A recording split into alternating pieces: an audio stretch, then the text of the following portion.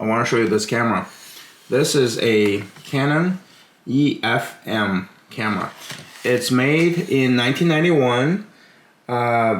It's essentially a Canon Rebel without the autofocus.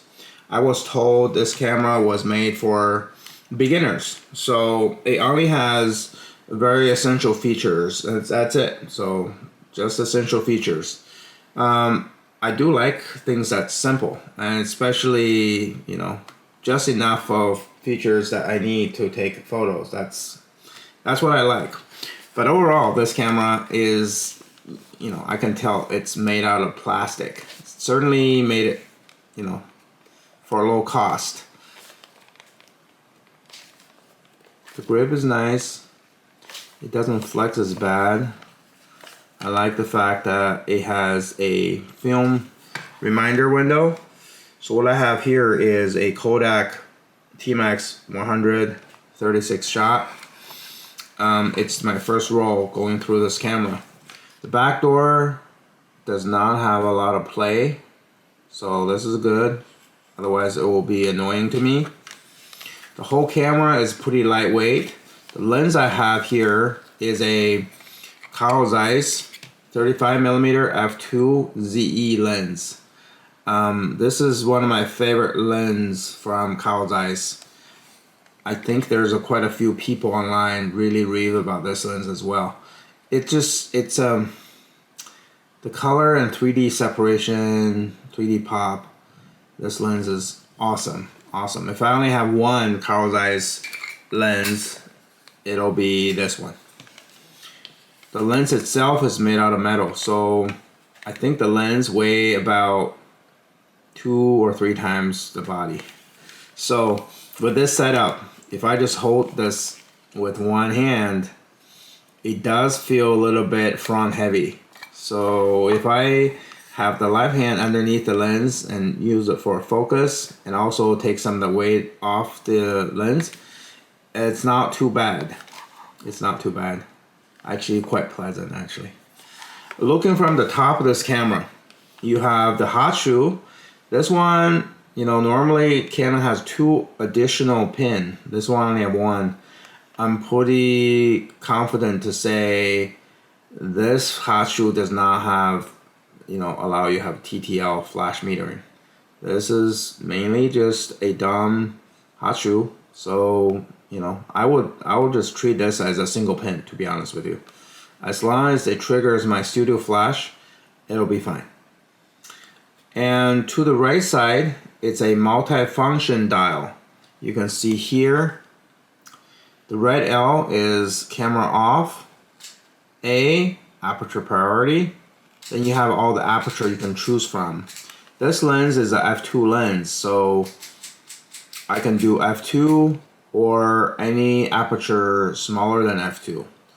But as you can see, the camera allows you to use lenses that's f1.8, f1.4, f1.2, and f1. So you can use faster lenses on this camera. The only question is why, because those faster lenses, except 1.4, like the 50mm f1.4 is not too expensive, but 50mm f1.2 is. And if somebody buy a cheap camera body like this, I don't expect they will shoot a fancy lens or fancy lenses with this camera. But, you know, maybe I will if I have the lens. I don't actually.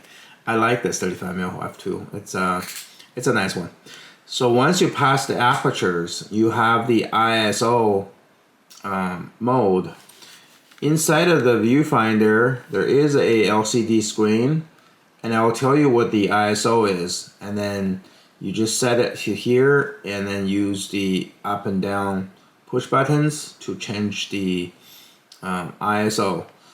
I personally like my negative to be a little bit denser, so for this 100 speed film, I will shoot it at ISO 50. It's also good for, you know, like some scene you may have some shadows, it will pick up some of that shadow details as well.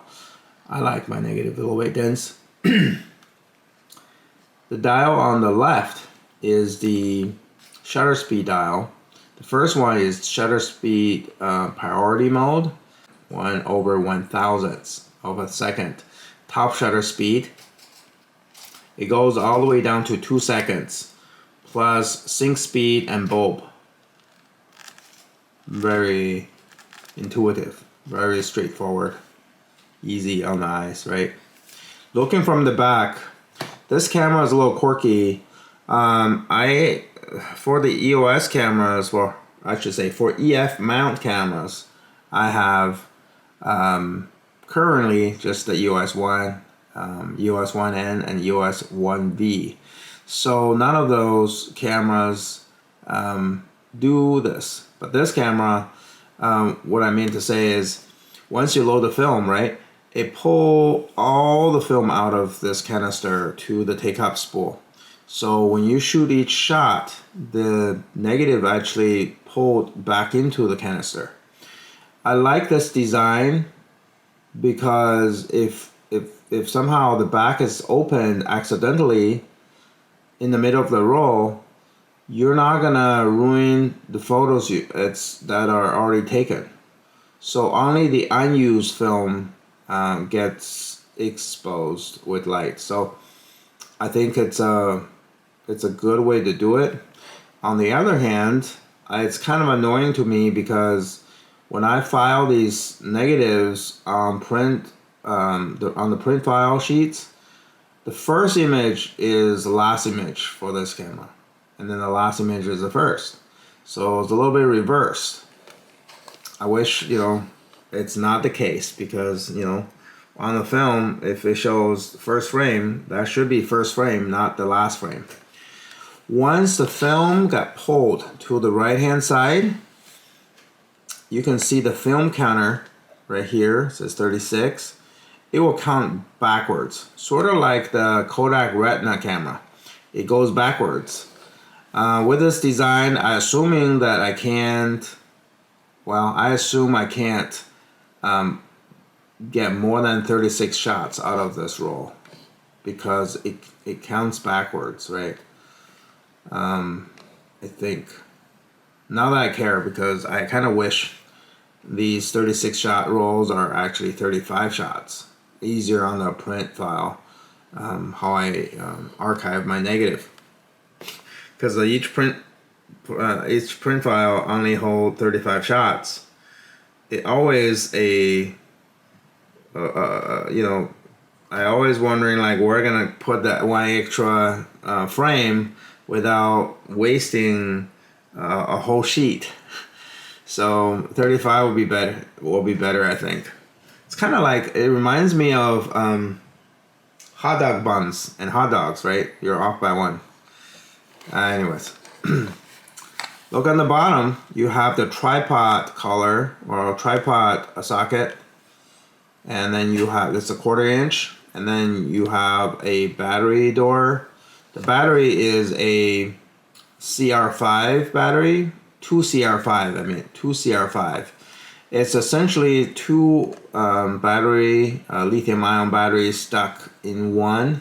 Anyway, the battery like this were very popular. I could buy them in the grocery store back in the day. Now they're not as popular. I can find them at the local Battery Plus, or shop online, you can find them. Anyway, so this is kind of an overall overview of this camera. I'm kind of excited about the first roll. I will definitely finish this roll and let you guys know how the image turn out. In terms of this camera, whether it's practical or not, I don't know. I think it's less practical, because if you want a focusing aid for manual focus lenses, let's say you have a higher end cameras from Canon, you can always buy split image focusing screen to install into the camera, so it'll help you focus manual focus lenses better. And these focusing screens are not expensive. I think right now it's probably between $10 and $40 each. And the hardest part is to find them, because I have only seen one in the last month.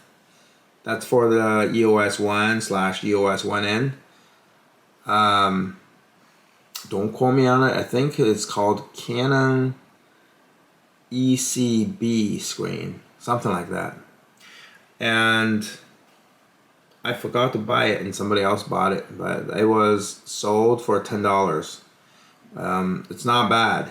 I think if you already have a professional Canon body, you're better off use that body, because this is a little bit flimsy. I don't know how long the shutter will last, and certainly with a heavier body, the camera body does a better job, I think, damping the mirror slap as well. I don't think I'll have problem with this one as long as I keep my shutter speed high, like a 1/125th of a second or higher on this 35-2 lens, or maybe 1/60th is fine, but I'm not gonna go under 1/60th. So it probably be fine. It just sounds a little cheap, feels a little bit plasticky, but outside of that, I think this camera can still produce a lot of good images. Well, if you have any questions, please comment below. Thanks for watching.